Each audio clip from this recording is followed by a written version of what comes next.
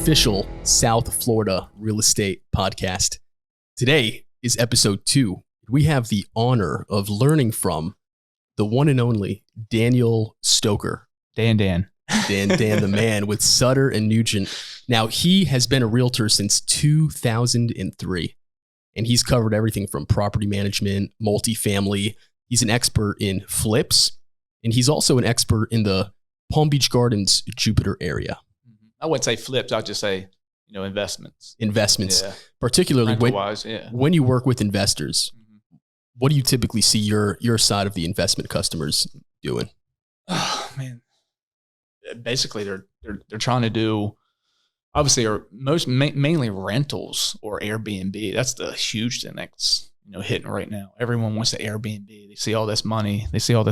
And they don't realize what really goes on behind closed doors with all of that. You got to make sure there's there's no HOA. Like some people, especially from up north, they're not used to all of these rules and regulations, and you're only allowed to rent once a year, twice a year, because HOAs regulate that.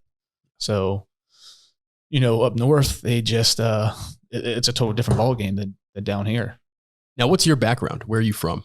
I tell everybody the Baltimore area, just because if I say Cambridge, Maryland, or the Eastern Shore, not many people will know that. So I say Baltimore just to say, oh yeah, you're from Maryland. Okay, gotcha. Yeah.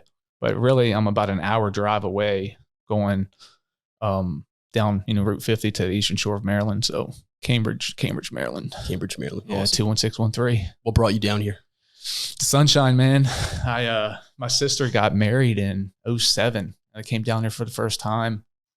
And when I flew in, they're like, thanks for flying Southwest. Hope you enjoy your stay. It's 82 degrees. And I was like, 82 degrees at the end of November, beginning of December. I was like, there's no way I just left 30-degree, wet, nasty gray weather. Just got done snowing the week before.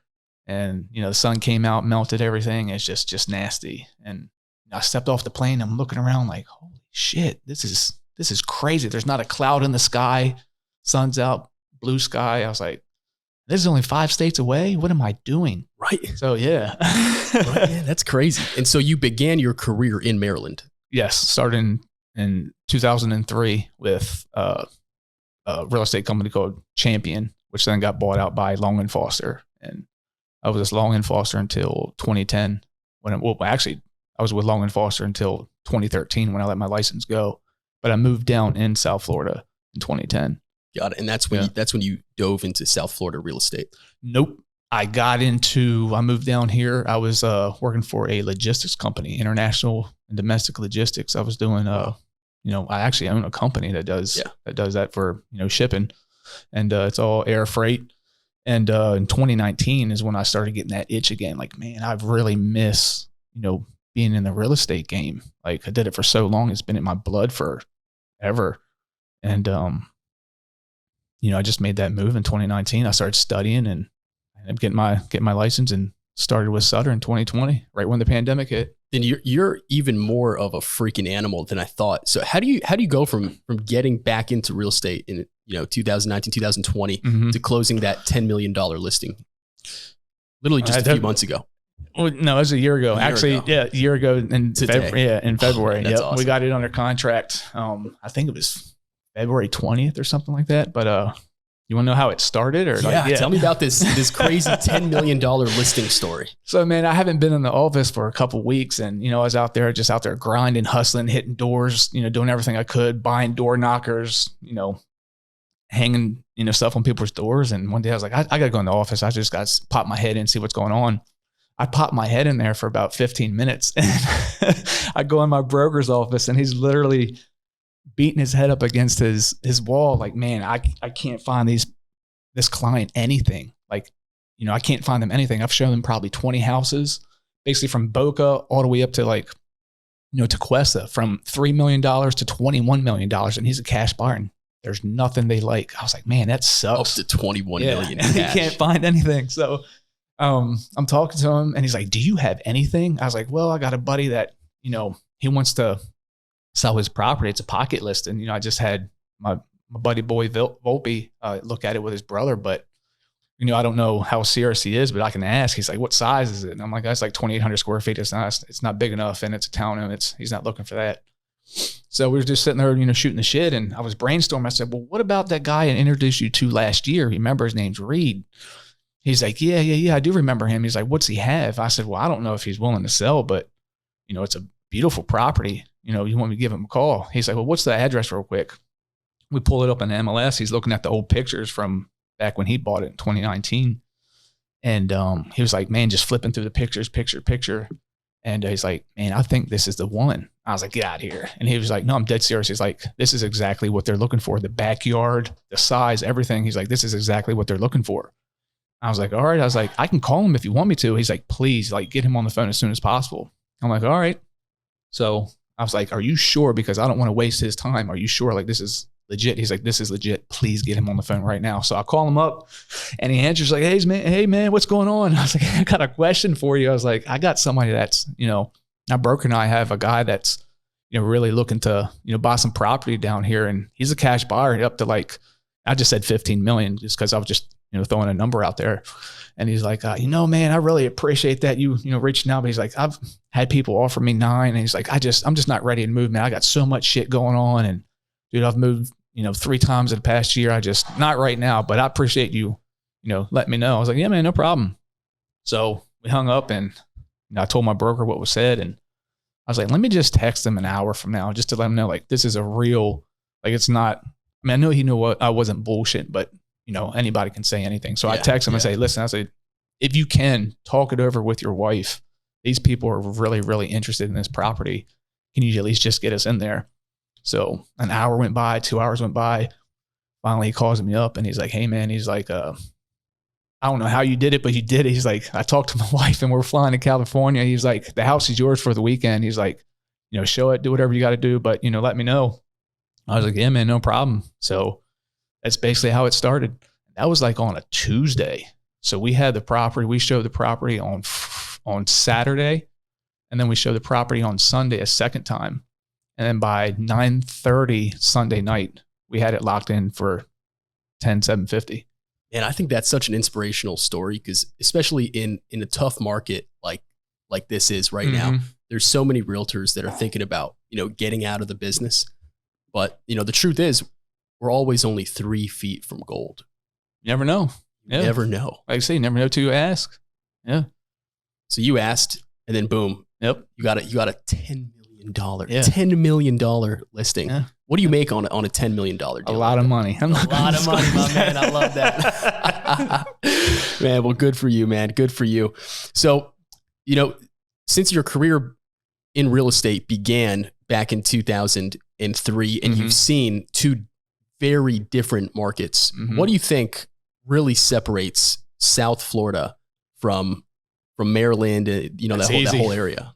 Everyone wants to be here. It was like, him and I were talking about it earlier, like how a sleepy little town Jupiter was 10, 12 years ago. And now look at it. This is a hidden gem. Well, not now, but it was a hidden gem because everyone thought, oh, Fort Lauderdale, Miami. Yeah. That's where everyone went.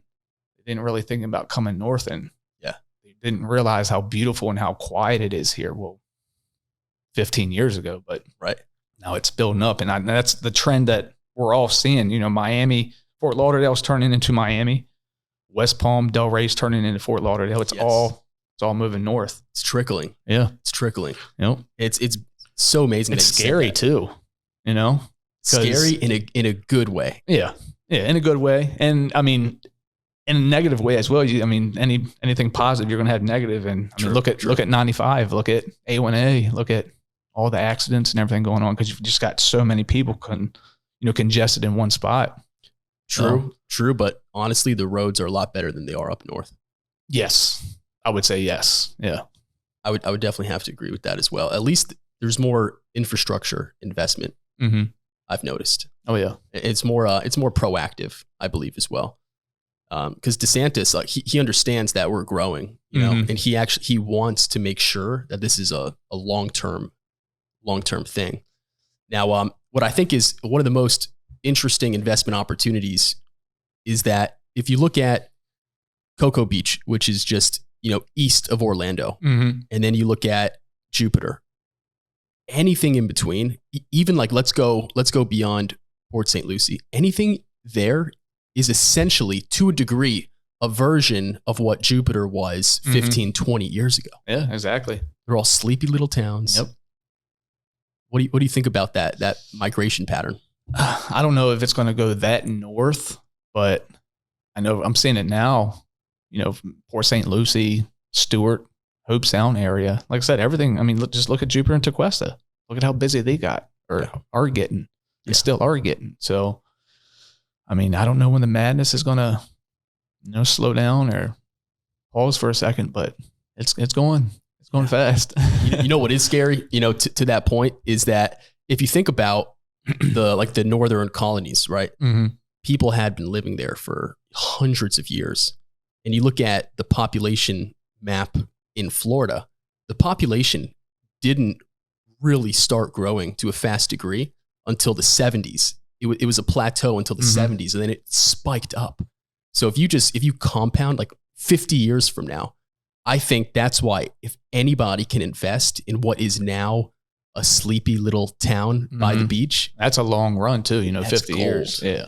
It's gold right there. Well, you bought your property in West Palm? Yeah, I bought my triplex in West Palm. Nice. Because of all the money. You can't go wrong there. I mean, no, man. Yeah, and you got a steal on that. Man, I got a steal on that deal. Yeah, as soon as you told me, boy, I was on the internet looking up MLS, like what property is this? I looked at it, I was like, wow, like you got a really good deal. Yeah, man. I bought it for $535. It appraised for $600,000. Nice. And I looked at like 40 different properties just by myself, just driving by every single weekend. Did you have to drop a bunch of money into it? I mean, the pictures were horrible, and you said that's the reason why it didn't sell, right? I didn't drop any money into it. Really? 2 of the units. And it's rented right now, including the one 100%. I live in. Yeah, I live in one unit, rent out the other 2. It's a triplex. 2 units are fully renovated. Already. Wow. By a really, really good contractor. And the one across the street went on the market for $875, and it's a duplex. Wow. That's huge. I think another investment strategy for people is looking at the city website and what is the city investing in? Because I'm so excited about Northwood because the city of West Palm approved $60 million for renovating downtown Northwood, and they broke ground. You don't want to start investing in an area before they break ground on the construction. You want to invest when they break ground, right? Yeah, because plans can be talked about by the city for 7 to 10 years, and they'll never break ground. Correct. Yeah. What are some hidden or not talked about investment strategies that your clients have made the most money from? Oh, my clients have made the most money from. I would say purchasing property where there's no HOA because you're not governed by anything. You can basically do what you want. You can turn it. You can flip it. You can turn it into an Airbnb. You can rent it. Daily, weekly, monthly. You're not governed by anything. So, to answer your question, that's what's going on, and with the investment properties that I've mainly dealt with. Because like I said, everyone's trying to get in that Airbnb game and they just don't realize how hard it is. They see everyone doing so good at it, but yet they don't see how long it took them to get there and the failures that they had to go through in order to get to where they're at now. You know what I mean? I know. And that's with 100%. Anything. Yeah. And I think if you're listening to this from out of state, you gotta go back a minute and re-listen to what he just said about investing in an area that does not have an HOA. Because for example, Connecticut, where I'm from, there were very few HOA communities, very few. So when I moved down here, I was like, what is going on? Yeah. So many HOA communities. Yep. And most people, especially east of 95. Totally. Everything. Yeah. And most people don't know how that affects the appreciation of the communities in that HOA community, what the restrictions are. Mm-hmm. Where are you living now? If you said in my triplex in one unit. Oh, you're still there. Yeah, okay. I didn't know if you got, okay. I didn't know if you were still living there or you got something new. No, that is my abode for nice. For a while. The foreseeable future. Going to hold that thing. Nice. Good for you, man. Good for you. I appreciate that, man. Yeah. When I first moved down here, I was living in Jupiter. Then I moved here in Palm Beach Gardens, and I've been in gardens so I've been here 13 years. I came here in 2010. I've been 7 years, I guess, almost 8 years here in Gardens. And, I was having a discussion with him that this is my favorite spot, because you're literally, 10, 15, 12 minutes from anywhere in Tequesta, Jupiter. Same thing down south. You can be in PBI. It depends on what time of day it is and traffic wise, but you can be there in 12 minutes, 15 minutes, and you're literally right there in the middle of everything. So if I want to go to the beach, Juneau, Morsinski, I'm there, 3 miles away. Not even that. I think it's a perfect place for people that love the northern Palm Beach County lifestyle. Mm-hmm. It's crazy how many people, even friends that come to visit, and everyone says the same thing. Oh God, I wish I could live here. It's like, what's holding you back?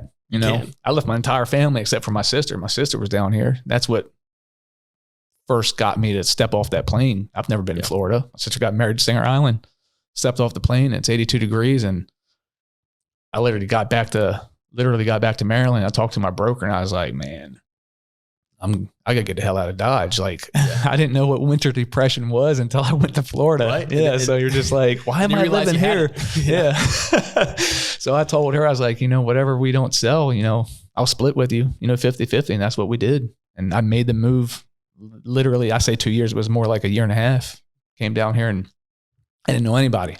All I knew was my sister. And that's it. And I didn't know anybody else.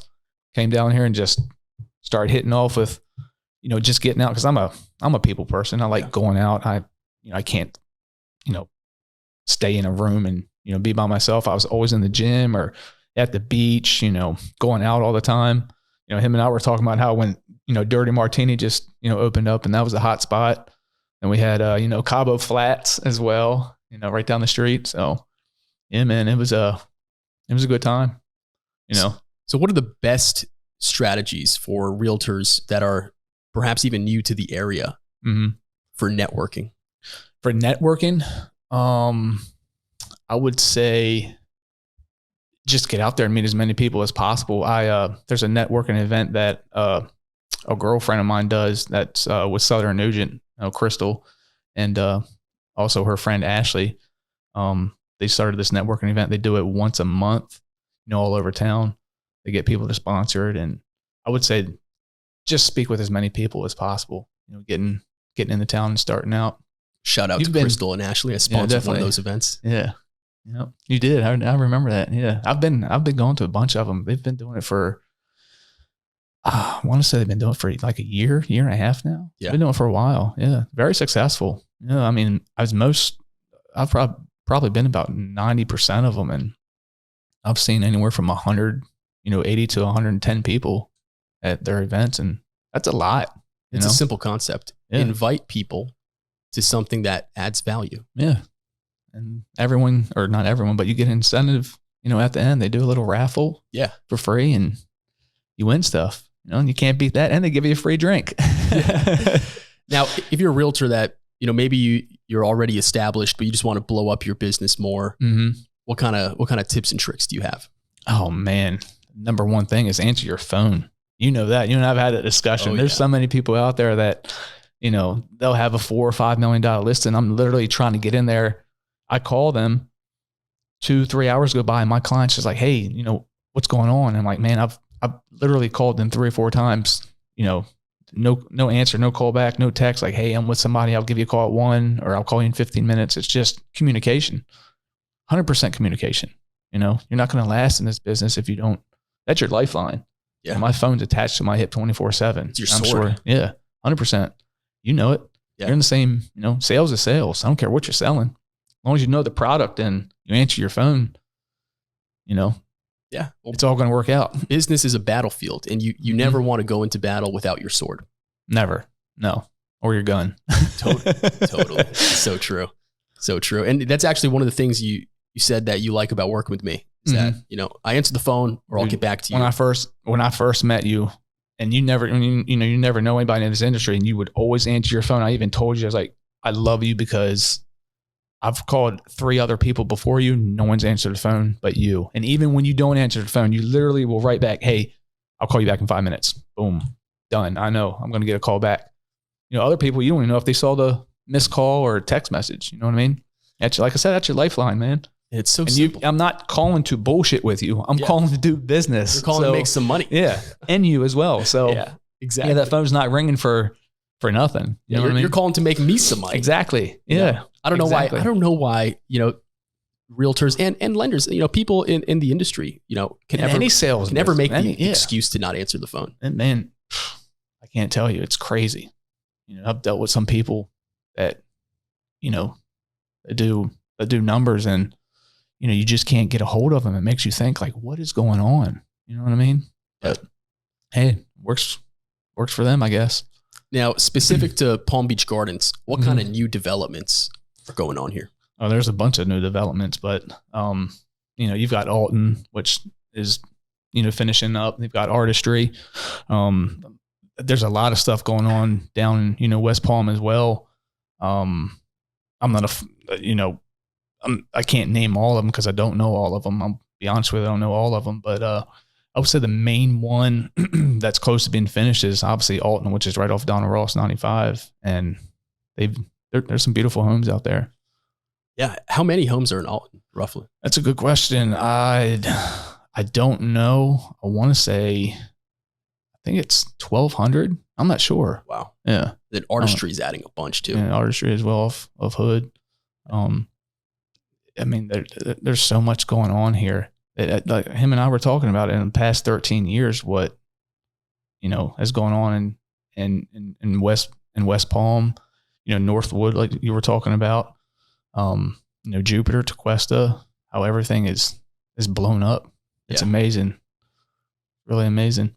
And for anyone that's not from Palm Beach Gardens, Hood Road is not in the hood. It's actually a very affluent road. It really is. Awesome, man. Awesome. Now that Ritz-Carlton, what's the deal with that Ritz-Carlton? I actually, I know the gentleman's son, it's Catafumo, that, they purchased that property, and, they're building some condos out there as well. And, I believe they used to be Rum Bar, right? Yeah. It used to be Rum Bar. Yeah. And from my understanding, everything's starting out at, I think, $3 or $3.5 million for those condos. So yeah, it's going to be really high end type stuff, water view right on the intercoastal. So we'll see. I mean, I don't think they've broke ground yet. I know they've started, taking out the brush and, knocking everything down that they had out there. So, that we'll see, Awesome. Yeah. Now for someone that wants to buy some more Airbnb properties, what are some areas specific areas in Palm Beach Gardens, Jupiter, that they should start taking a look at? Definitely, I would say in the northern area of Jupiter, like the Panac Point area, the single family homes, that area.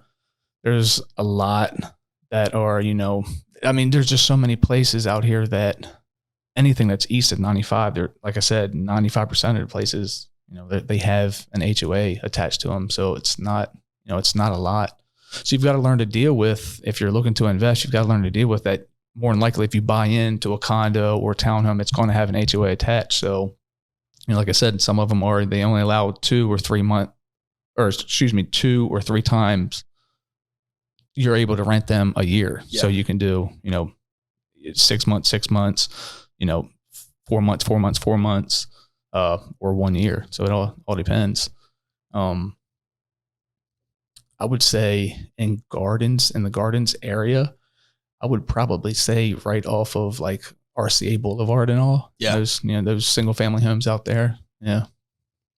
There's no HOA attached. Yeah. Yeah. It's hard to find them because, like I said, everything has an HOA. So it really all depends on what they're looking to do. Worst comes to worst, you can always go out west. Yeah. Out west is so fascinating. What's going on out there. Mm-hmm. Now, Airbnb investing is obviously a little different than normal, long-term tenant type investing. Mm-hmm. What kind of tips and tricks do you need to know about Airbnb specifically as an investor?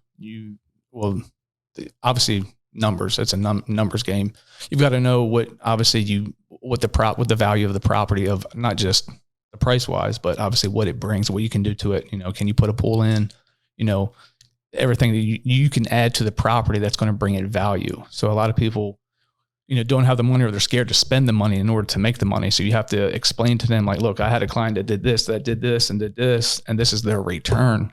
This is what you could do with this property if you're willing to spend the money and get that same amount or better return on it. So they have to put the trust in you, and you just have to show them, like, this is what my one client did. If you look and see, exactly what he did, and you're willing to, do that and spend the money, then you could do the same thing as well. Yeah. Mm-hmm. So true. Are you getting into Airbnbs, or is that what you're thinking about? Well, I really love the mindset of, long-term tenants. Mm-hmm. I think I might dabble in Airbnb after I buy another property, which, won't be anytime soon. I love the location of the property. I love Northwood. I love the West Palm Beach lifestyle. Mm-hmm. But I have a client that just put his home on Airbnb, like 2 weeks ago. Mm-hmm. And in the first 2 hours, he had fully booked for 6 weeks. Yeah. That's crazy. Just goes to show you. Yeah. And he was actually really nervous about, mm-hmm. Hey, can I make these payments if I just rent it out? Then he went the Airbnb route, and it's 3 times the cash flow. Yep. Now the thing is, now you have to get someone in there to is he managing it himself? Because that's where you can also lose a lot of your money as well. If you have a management company, they take, I think, 50% of whatever you make. Wow.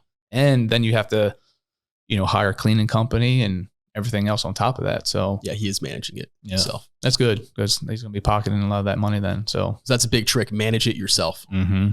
They'll take 50%. Some places, yeah, they take 50%. Wow. Yeah. So that leads me to my next question. What are some ways that you can save money as an Airbnb investor? Definitely manage it yourself. I mean, I've got a few guys that they've hired a few cleaning companies, and that's solely their cleaning company. They use that one cleaning company, and they basically sign a contract with them to be there basically 24/7, because you never know what's going on. Like, you could have somebody that anything could happen, because a lot of these people that are coming in that are renting the property, they're there for a good time. So they're either partying or, they're bringing a bunch of friends or family in. So there's always something that's going on. So if they need them on call, they call the cleaning company, they go in and, get everything straight, fix everything up. So, I mean, saving money is, a dollar saved is a dollar earned. So them saving money, doing it all themselves, or hiring someone that's willing to do it strictly solely for them, that helps them, save that money, that extra cash that's coming in. Love that. At a cheaper rate. Now, what are some kind of free resources that investors have at their disposal to learn more about the Palm Beach Gardens Jupiter market?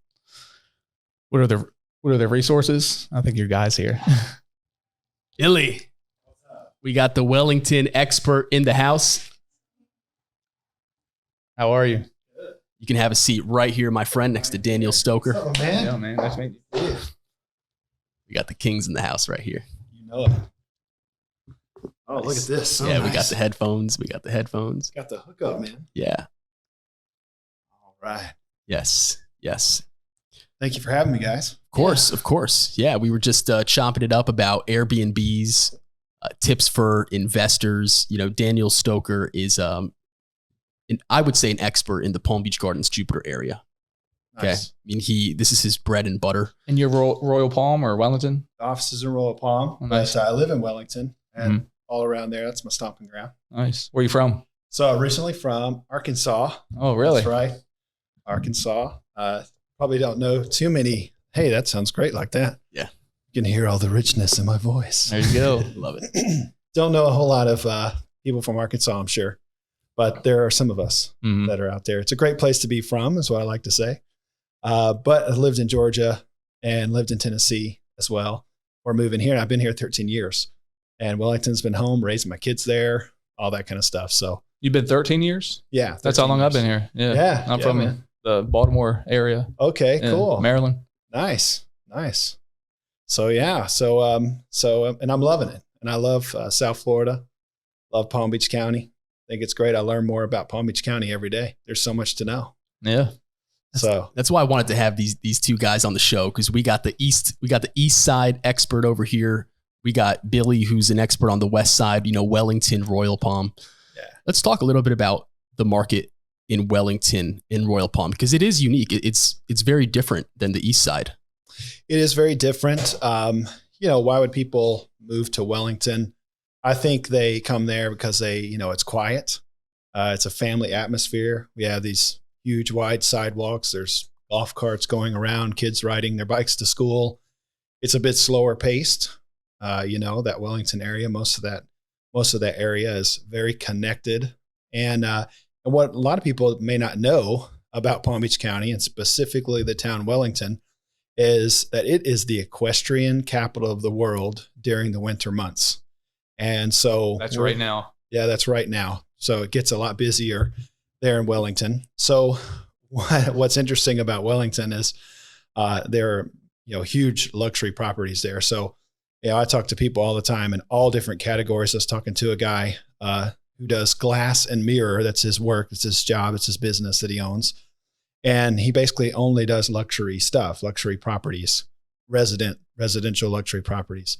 He does Palm Beach Island and he does Wellington. So a lot of people don't know Wellington has a lot of luxury properties there because of this equestrian, the Winter Equestrian Festival. They call it WEF in Wellington.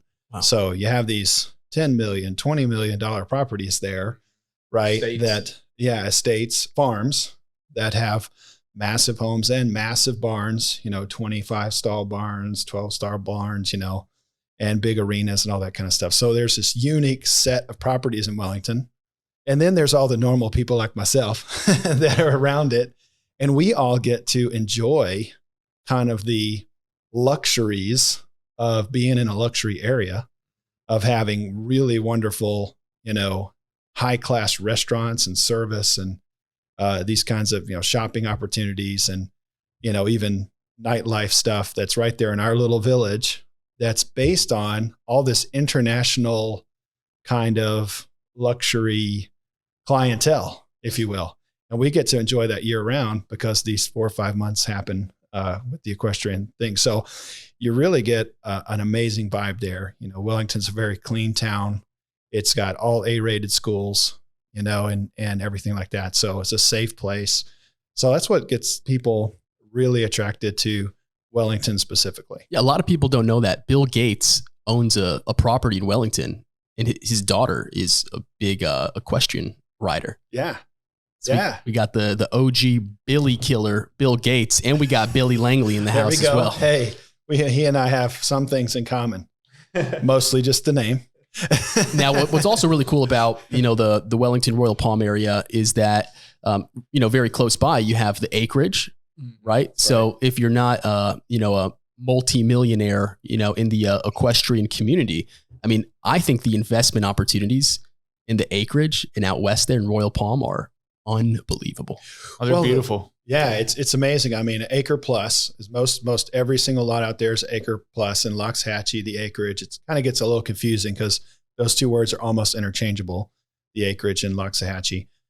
Basically 33470 and then a little bit of 33411 and 33412 make up this area. Usually the average is about 1.2 acre a lot. 1.2. Okay? Yeah. And that's usually the average. And some of them are on dirt roads at dead end. And some people really prefer that because, like if you're at that dead end place, there's no through traffic. There's no reason why somebody comes by your house. And so you kind of get the full reign of the road that you live on too, so it's really nice. So there's a lot of reasons to live out there. Land is obviously the biggest one, but I will say, I have people coming from Miami, coming from California, coming from Canada, coming from all over the place looking in that particular area because where else are you going to find that? Yeah. They don't do this in Georgia. No. They don't do this in Tennessee. There's just not many places that have this where you can have all that land, you can have all that peace and quiet. You can kind of, within reason, do what you want to. The restrictions are very low and you kind of get all your freedoms out there. So you can be out there and live that way and still be a few minutes from the grocery store. That's really, and go to restaurants and go to theaters and go to all that stuff. That's, maybe it's a little longer drive than if you lived in a kind of more of a suburban type of atmosphere, but it's still not 30 minutes away or an hour away, which is what a lot of rural people do to be able to just go shopping or do something. So this is a very unique situation. We have this in Jupiter Farms. We have this in the acreage Loxahatchee right there where we're talking about, and Southwest Ranches down in Broward. Yeah. But good luck getting into that place. Yeah. Exactly. The acreage is the most affordable of all those three. So that's why it's very attractive, and it's been very attractive the last couple of years. And that's something unique that you can unpack, Daniel, because within Palm Beach County, there's not only, migration patterns from out of state, but there's internal migration patterns within people that already live here. What have you seen? I'm getting a lot of calls from people, like he said, from all down south, mainly the 305 area, Miami. Every now and then I'll have someone call me from like Fort Lauderdale, just looking to get out of the, basically tell me that I'm trying to get out of this craziness. It's all way too expensive for me, or, I'm going to cash out and just want to go north because it's just too many people. Yeah. So they're all coming in. Like I said, everything's migrating up north. Fort Lauderdale is becoming Miami. West Palm, Delray is becoming the new Fort Lauderdale. It's all going north. Definitely is. And, I hear the word, that they're feeling claustrophobic, down south, just getting and even when I go there, the streets just feel small, everything just feels compact, and that's what's scary, because I don't want that to happen here. I don't either. I mean, I pull in my town, Wellington, and in that whole area, and it's just like broad streets. I can see there's some depth to when I look left and right, there's some, that does something to me, does something to my blood pressure. It's like when I go down there, my blood pressure is higher, and it just makes you feel more anxious, when it's all on top of you like that. And so I get it. I totally get why people are doing it. And I celebrate it. And that's what I do celebrate about the area I get to live in is, it's just a great, clean place. And, it's funny. People are more friendly. I don't think it's necessarily because I think it's this kind of stuff we're talking about. It's more spacious. Mm-hmm. It's more mental. You're not stacked on top of each other. There's, your stress levels, aren't as high. Yeah. If somebody's being mean to you, it's because something else is going on. Yeah. It's not they're just being mean to you. Don't take it personally. You know what I'm saying? Like I live that way. It's like, don't take it personally. If somebody's being mean, it's probably not at me, probably about something else.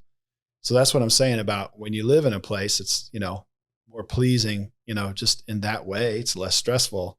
Mm-hmm. You tend to not take it out on other people as often. It still happens, I was out in Jupiter Farms, yesterday showing my client that we got a place under contract last night, and just being out there and just seeing how peaceful and quiet and everything is. And like you said, you're not, on top of each other. Everything's, an acre and a half plus. You don't have your neighbor right, 20 feet away from your bedroom, window or anything like that. Like everything's not stacked on top of, everybody. Yeah. Yeah. It's a beautiful thing. And that's a post-pandemic trend. Yeah. That I don't think is going away. No. Anytime soon. Mm-mm. I think it's going to actually keep accelerating. Like I said, it was a sleepy little honey hole here that not many people knew about because everyone was traveling to go to Fort Lauderdale. Everyone was traveling to go to Miami. And they found out, this little gem up in, this area, Palm Beach Gardens, Jupiter, Tequesta, Hope Sound, Stewart, area. And then, it just like wildfire, man, just hit after 2020. Everyone wanted to be here. Yeah, seriously. And you know what's crazy? Wellington didn't even exist 25 years ago. Oh, really? I didn't know. I've only been here 13 years, so I don't know. Yeah. What was it like? It was just a forest fields. Yeah. Marshy stuff. So when did Polo Grounds start? That's a good question. I actually don't know the history of when like the actual equestrian stuff moved in there. I know I know that there's a part of Wellington, the oldest homes are 79, this little section. And then but there's a lot of mid 80s homes there and then 90s and up, so it's it's kind of, it's built out over time. Some people, I was showing some other people a few weeks ago and it's like, wow, houses are old in Florida, and I'm like, not really. I mean, not really. It's not really. I mean, not compared to what? Yeah. Compared to what? I mean, it's like, I don't know what you're looking for, but, finding a new construction in the middle of Wellington around all this good luck with that, because it's built out. I mean, it's like, the little village that I'm part of, it's pretty much built out and very few new things move in. So if you're looking for that, I don't know if Wellington's the right place, but it is very established, and that's part of kind of the allure of it at the same time. Very true. Very true. Yeah. Now, what kind of new developments are going on out west? So out west, we have probably the most popular one right now is called Westlake. And you'll see the big billboards everywhere. The new town in Florida. It's beautiful. I've shown a few properties in there. That's a beautiful spot. Yeah, it's just, I'm so used to being here, and that's a good drive for me. That's a 35-minute ride. Yeah. Usually when you say Westlake, you hear, well, that's a hike, and it is. It all depends on the person, what they want, where they want to be. Yeah. And we talked earlier about Loxahatchee and the acreage. That's dead in the middle of all of that. So around Westlake is all those, 1.2 acre properties. So Westlake it's not that. It's a normal development, brand new properties. They put on the sign out there, 400s to and up, but there's no $400,000 houses in there. No, they're gone. The townhomes are coming up soon, and those might be in the fours, but no, they're in there. But I will say this about Westlake: you got $600,000 or $700,000, you can get a seriously bang for your buck sweet pad in Westlake. Totally. I mean, like a really nice place. A lot of there's different builders in there, but the main one of Westlake is Minto, which is a fantastic builder. So, and there's some resales going on in Westlake that are just, I think those are real grabs right now if you need to move sooner, because they're about 14, 16 months out of building something. So, but they're to open the new side of Westlake called Westlake Landings, and a bunch of the commercial stuff that's going on is going up. So right in the heart of the acreage and Loxahatchee and Westlake is all this new stuff. Everything's new Publix, new gas stations, new banks. All this stuff's going up all along there. So it's kind of exciting. So that's a really popular one. Arden is another one. Mm-hmm. Arden's a very large community. It's on Southern Boulevard. You just go down Southern Boulevard and then you just keep going a little bit longer. It doesn't end. I promise it doesn't. It keeps going all the way to the other side of Florida, but it's pretty far out there too. It's no farther than Westlake though. It's actually a little bit easier to get to, in my opinion, than Westlake. Mm-hmm. And because traffic wise, traffic wise, because it's just a straight line, and you need to turn into the neighborhood, instead of going down some other roads, Seminole Pratt and things like that. Anyway, so Arden's out there, and what's special about Arden is it is space. There's a little more space to Arden. It's called the Agri-hood is what they named it. That's a strange name, yeah, because they have this little kind of community garden in the middle of it, and you can actually go plant your own stuff. Oh, really? And people who are good at that, because I have some people have a green thumb. I have what I call a brown thumb. Everything I touch turns brown. So eventually, you have people who are really good at it, and you can go plant your tomatoes and plant your herbs, plant your whatever you want in this garden, and they'll help you and help maintain it. That's a part of the association there. And it's a really cool atmosphere in Arden. I feel like it's really, really great. There's multiple different builders, Lennar and D.R. Horton and different things all in that one neighborhood, but it's a great place. So those are a couple of the favorites that are happening right now. And those are kind of partially built out. Now I've noticed there's a ton of land to the left of Arden. Mm-hmm. What's planned there? Well, I don't exactly know, but I do know, for instance, I just have one, for instance, I was down a little further south on 441. I was at Bedner's Farm yesterday, which by the way was phenomenal. I was there with my son for a field trip, and it was just fantastic.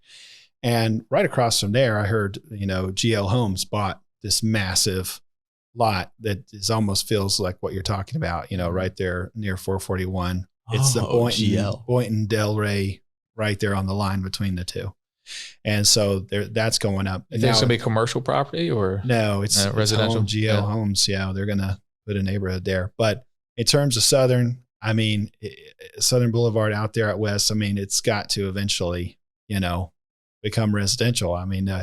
It it just keeps going more and more that way. I know of some commercial deals that are happening out there, and everybody's, I wouldn't say depending, everybody's projecting that it's just going to be more and more happening out there, So, I tell you one thing that kind of tipped the scale is when Palm Beach State built right there on what used to feel like the edge of everything on Southern Boulevard, right there, past what's kind of the normal town. They built right there, and that kind of woke everybody up and was like, hey, we need to all do this and keep going further and further. So I feel like that was a big thing that happened years ago.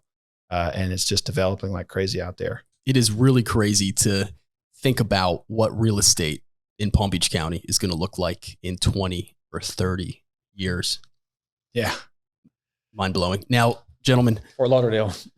Yeah. No, man. I hope so not. True. I learned something yesterday, guys. I didn't know this, but you know that Palm Beach County, our county right here, is the winter agricultural center of the United States. Is it really? This is the number one. If you buy fruit, you buy vegetables, you get produce in the winter months. It's coming either from Palm Beach County or it's coming from a county in Texas. That's it. Wow. Really. So, we're top dogs on that. And I will say, like, part of me is like, yeah, I'm excited to see Palm Beach County grow and develop. And then a part of me is like, hey, let's not mess this up. It's like, this is a special place. Let's not mess it up. It's a needed place. It's always amazed me how when you're going west, especially, right where we are, Palm Beach Gardens, Jupiter area, when you go west, just how open everything is and how much land there is when you're driving across state of Florida. Yeah. Yeah. That's amazing. Yeah, it's a lot of agriculture out there. A lot of agriculture, and it's protected. And that's why inventory has remained so tight. Yep. And that's why home values have held. Exactly.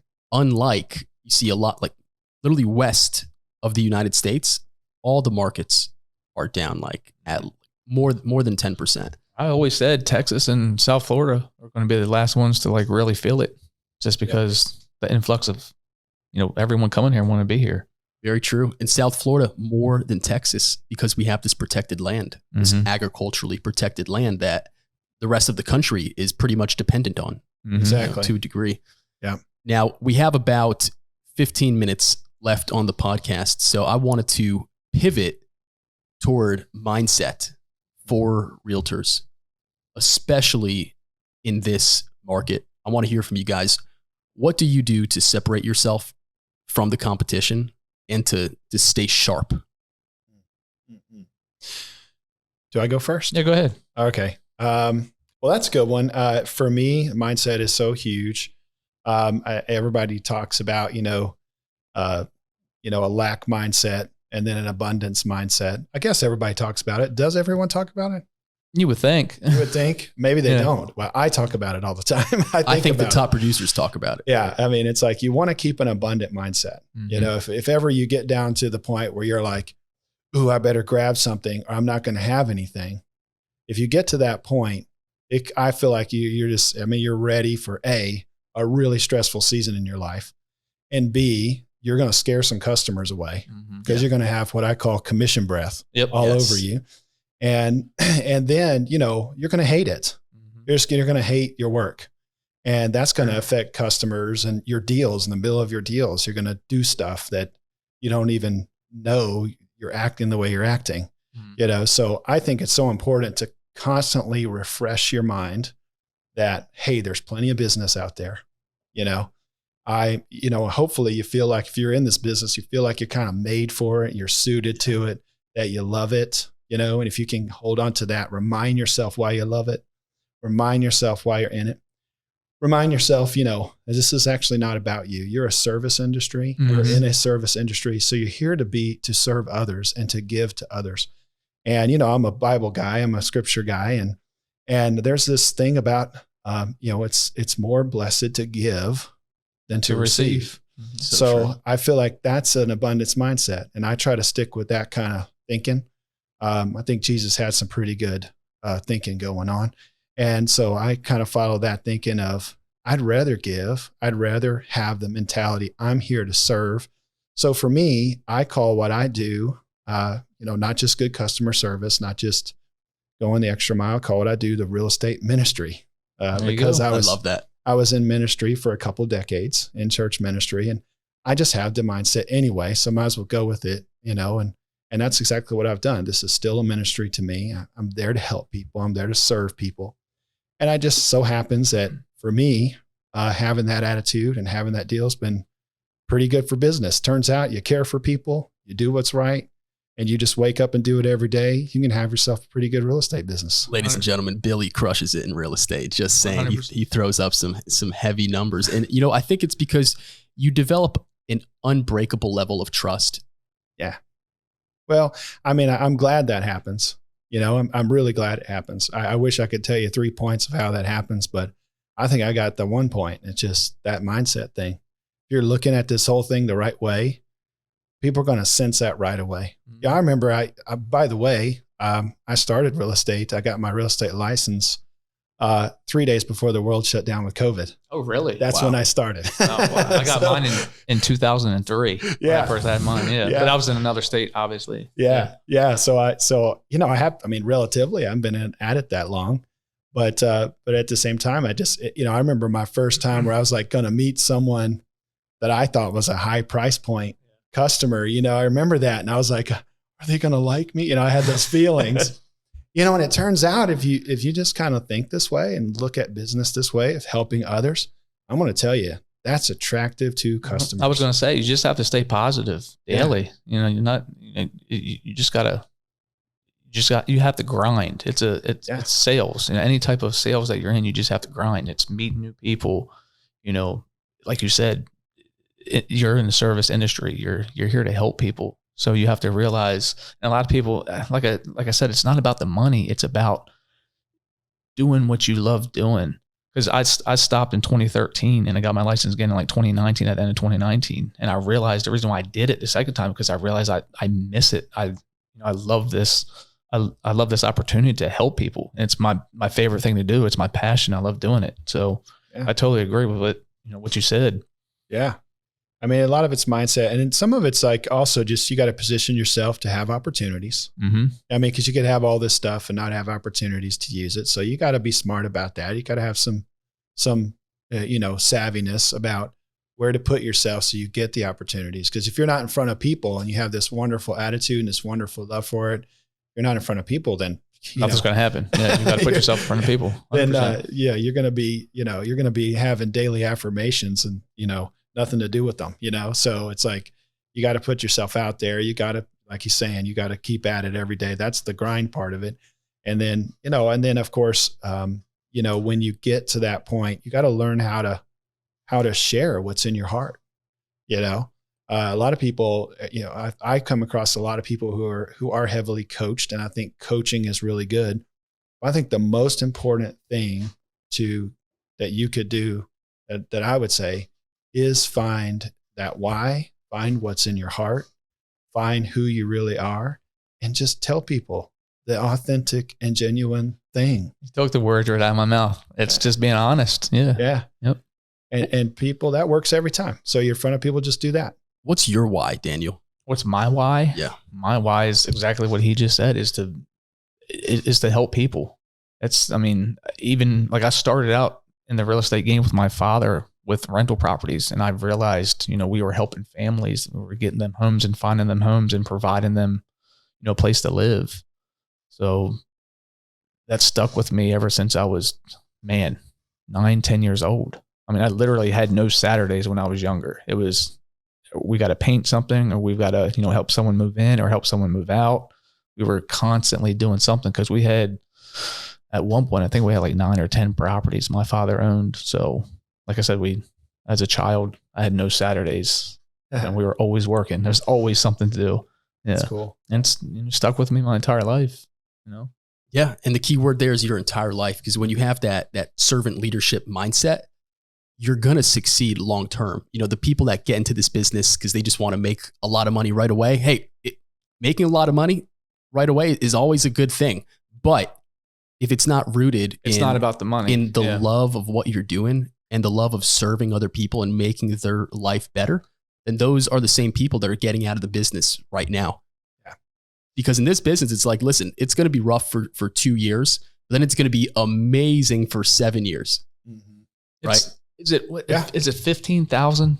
I think him and I were talking about, I think it's like 15,000 people are licensed or realtors just in Palm Beach County alone. I mean, like everybody is. Yeah. Think about that. From Tequesta to Boca out to Wellington, 15,000+ realtors. Oh yeah. Yeah. So it's a lot. I mean, I feel like I could, I could throw a rock and hit 10 of them from my house. There's probably 5 in this room. It's crazy. But it's the opportunity in that is if you look at that number and you're like, hey, listen, there's 15,000 realtors, but then how many answer the phone? How many really know what they're doing? Yep. How many, invest in real estate, themselves? How many of them understand the contract in and out and have asked real estate attorneys every question you can possibly think of? How many are true professionals? I would actually say it's less than 1,000. Yeah. I don't disagree with you. I mean, I tell people all the time, I say this sometimes when I'm talking to like listing appointments and stuff. I'll give you a thing that I say sometimes is like, I've met a lot of realtors. Okay. And I've met some realtors who are so nice. I mean, they got the right heart, they're just good people, they're good, honest people.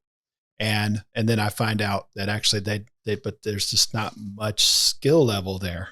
When the rubber meets the road, not only do you have to know the contracts, you got to kind of know psychology a little bit. You got to be able to negotiate. You got to be able to have some people skills and some street knowledge about certain areas of real estate, some knowledge about stuff. So there's a skill level that has to be really, competent. Then I've met realtors that have massive amount of skill, more skill than me, maybe street knowledge about a particular area, contract, and they know how to negotiate with the best of them.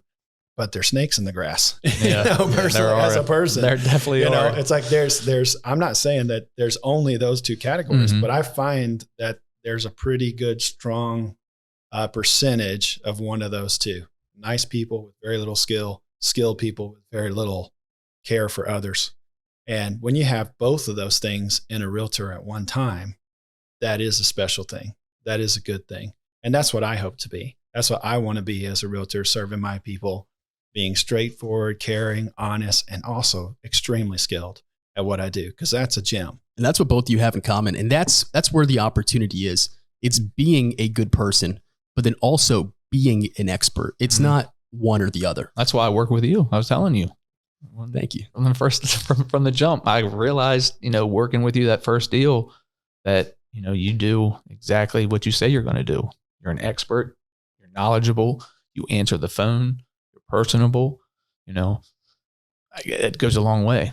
Just answering the phone goes a long way. I appreciate that. It's communication. 100%. We were unpacking the importance of communication earlier.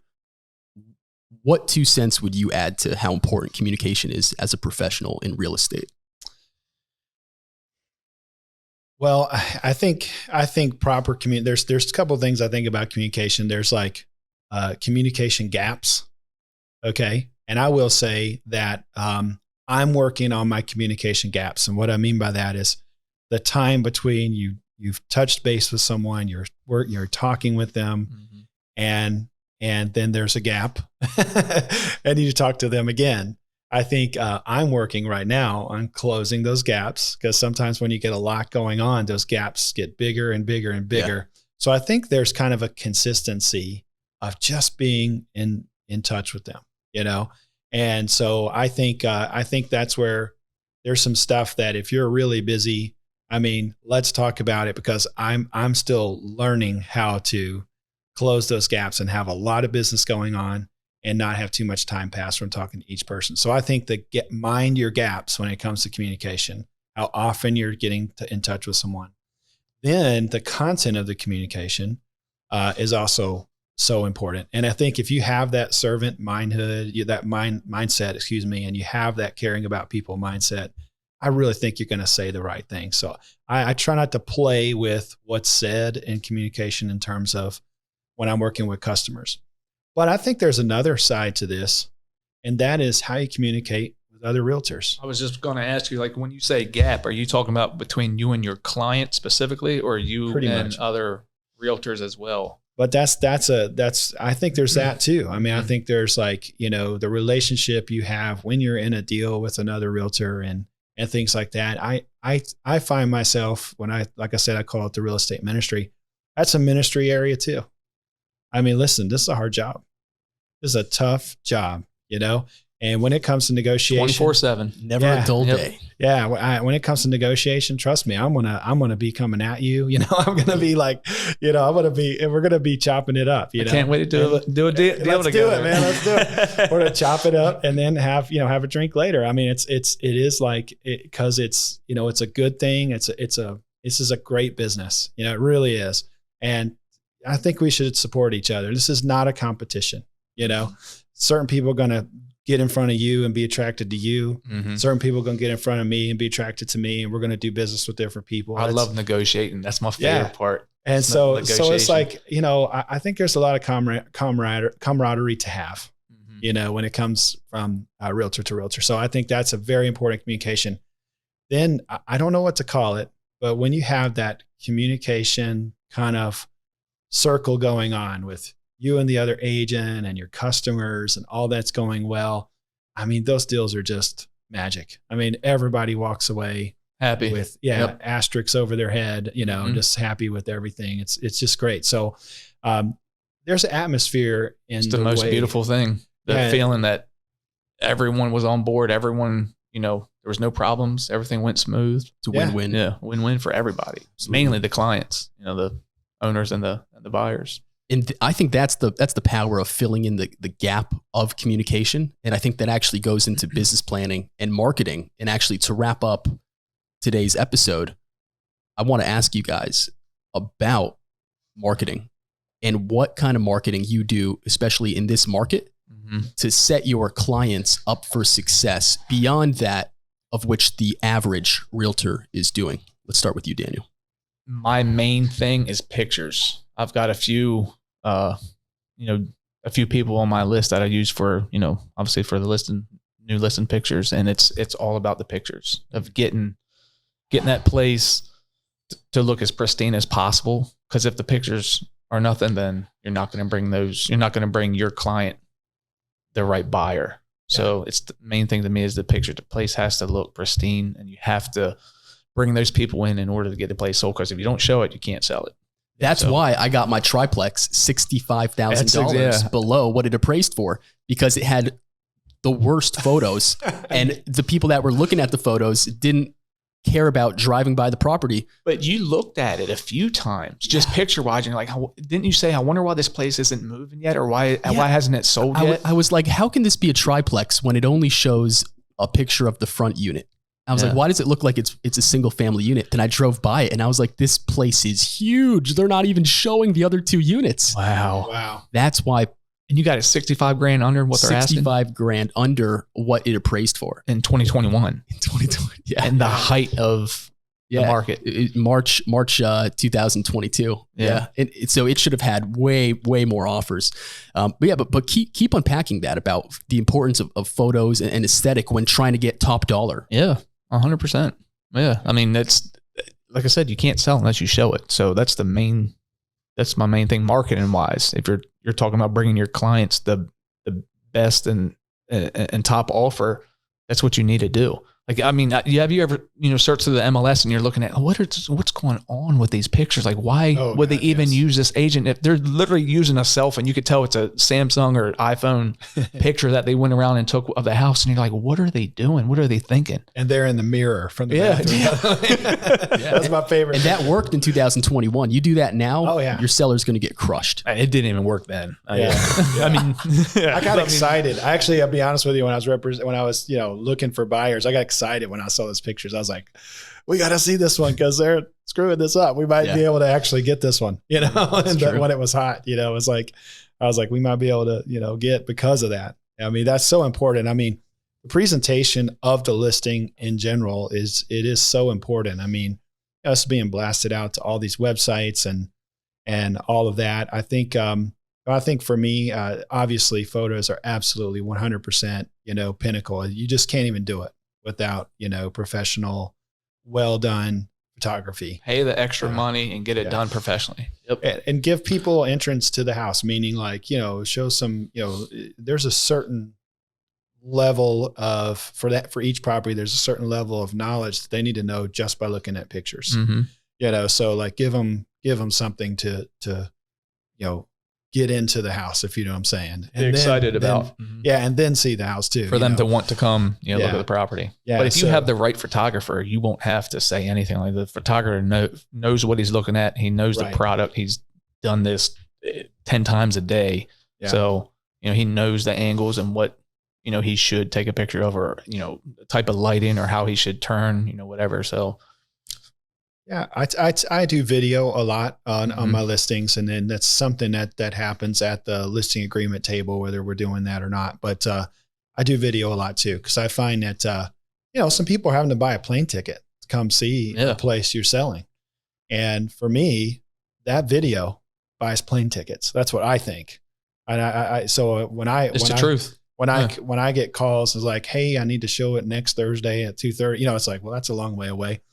So I find out somebody's coming from out of town. Well, I love getting those calls, because that means, okay, the time and energy I spent on having a video done, I guarantee you that's why. You know what I mean?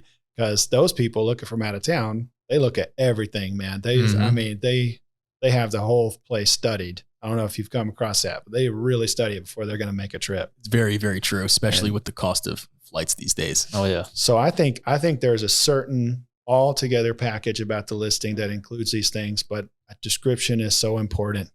I want to thank you, Chris, for introducing me to ChatGPT. Oh yeah. I've been firing down on that thing like something serious. And my listing descriptions. Is that the AI? Yes. I know exactly what you're talking about. Artificial. I will say, I'm going to let it out on this podcast. It's crazy. That has seriously improved my listing descriptions. Okay. So I definitely the last few I've been using that on. It's been great. So, so listing descriptions, I think again, you try to think it in layers. They're going to look at pictures first. Absolutely. And then, they might look at the video, they might not. They're going to go down to details and start to look at everything. So, you're trying to walk them through each stage. And then they might look at the video, or they might look at where it's at in town. They might start to look at these other things. So like, you got to kind of think through that stuff. And a great listing agent understands what it looks like to be a buyer's agent and a buyer looking at this stuff. That's why for me personally, I've never really been interested in becoming only a listing agent. A lot of times that's the pathway for people. I decided a long time ago, as best I can, I want to be about 50-50. That's the best part of the business is you can put the work in. Yeah. I think I want to be 50-50, because I want to keep the eyes of a buyer going so that I'm great as an agent for a seller. And I want to keep the eyes of a seller and the mindset of a seller going so I can be a great agent for the buyers. I love that. Now you hear that, ladies and gentlemen, if you're a realtor, you need to start using artificial intelligence. You need to get an account with OpenAI. Start using ChatGPT. It'll take your listing description game to a whole new level. You can write blogs, articles, anything. It writes everything for you. Better than a human. Yeah. Better than a human. Just now, speak to it and everything pops up. To start wrapping this up, you mentioned that you love negotiating. I want to hear your final 2 cents on negotiating tips and tricks. You love putting me on the spot. I do, because you're good on the spot. This is my first podcast, and I was here by myself for 30 minutes, and he's asking me all these questions. I'm just shutting down like. So negotiation is, man, I do really well with numbers, man. It's just numbers. Like if I have it in front of me, that's why it's so hard to say during this podcast to give you everything, because I'm the type of person, I look everything up and I print everything out and I have it in front of me just because it's so much information. Preparation. Yeah. So, to answer your question, man, it's all about the numbers and just looking into, what the property sold for. Do they have a mortgage? Do they buy it cash? And what are the other properties around that house being sold for? What's the lowest? What's the highest? What do they get per square foot? I try to map all that out to give that information to my buyer and to your seller as well. Just so when you're going into a listing appointment, like, hey, listen, this is what you're going up against. Like you have 14 other homes in this neighborhood that are asking for the same price or about the same price per square footage. What do you want to do here? How soon do you want to, how soon do you want to sell? Negotiation wise of, do you want to be on the market for, this price that you could be sitting here for a while, or do you want to be here? Do you want to be there? And then buyer side is, what are you looking for? Like, what do you want to spend? What is your priority of, where you want to be? And we start negotiating there when you find that right property, price point, because it all really comes down to what they're buying the property for. Yeah. That's the main aspect of the game is, what you're buying, what they're paying, what they're willing to, put in that property. Because again, investments, you're buying the property for the lowest price possible. And then you've got to dump another, 100, 200, 300, some people $500,000 or more into the property to make it exactly how, they want it. Exactly. And numbers don't lie. And I think that is so powerful in regard to negotiating, because every negotiation I've ever been in, the biggest lesson I learned was the negotiations that I sucked at. It's because I didn't master all the numbers like the back of my hand. And I made some mistakes in the beginning of my career that really led me to understanding the numbers. Every conversation I get into, you can't leave any stone left unturned. It's so powerful. Preparation is key, because at the end of the day, numbers do not lie. Nope. Humans do. And that's the way you can overcome any kind of objection, is with the data. Now, Billy, give me your final 2 cents on negotiating. I want to recommend a book. It's called Never Split the Difference by Chris Voss. Yes. Have you seen it? He is the master of negotiating. Okay. So he's a former top FBI hostage negotiation in the world. Yeah. The top in the world. And so he wrote a book. The audiobook is phenomenal. It's entertaining. It's self-help. That's incredibly entertaining. I have probably the most entertaining self-help book you could read or listen to. So I'll just say that. Does that mean you can never split the difference? No, I'll just give you that brief answer on that. So don't not read it, because. And that's not what the book is even about. It's about FBI tactics when negotiating. So I'll distill that down to empathetic negotiation is that's the most distilled version I can of what the book is about.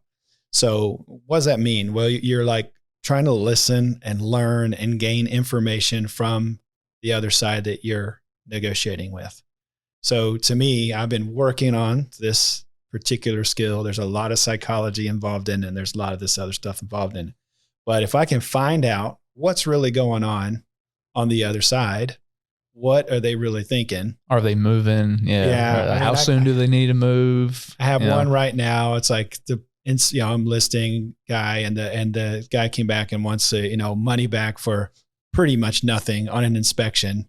And I find myself, I like those conversations, because I'm like, okay, great. The carpet. Okay. The AC, right? Really? That's what you're going to say? I'm like, tell me what's really going on.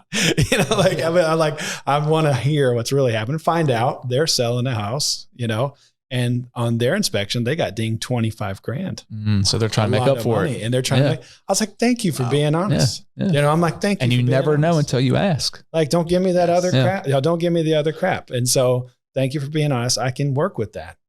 Now I got to go negotiate with my seller. And now I can I'd rather deal with the truth. Because it's easier. The carpet and the AC and the appliances and blah, blah, blah. Garbage, like, let's talk about the truth. And now I can use the truth. So you're peeling back the layers of the onion.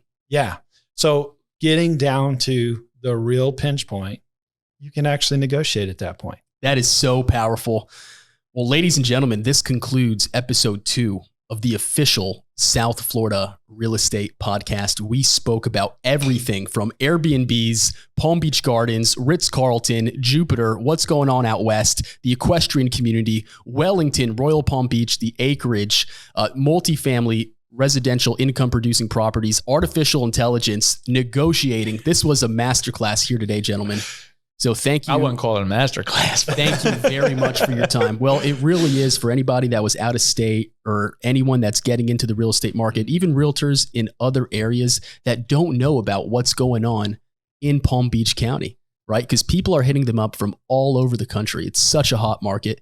So gentlemen, thank you so much for your time, and I look forward to having you back on the show. Thanks for having us. Awesome. Thanks, Chris. Thank you. Pleasure.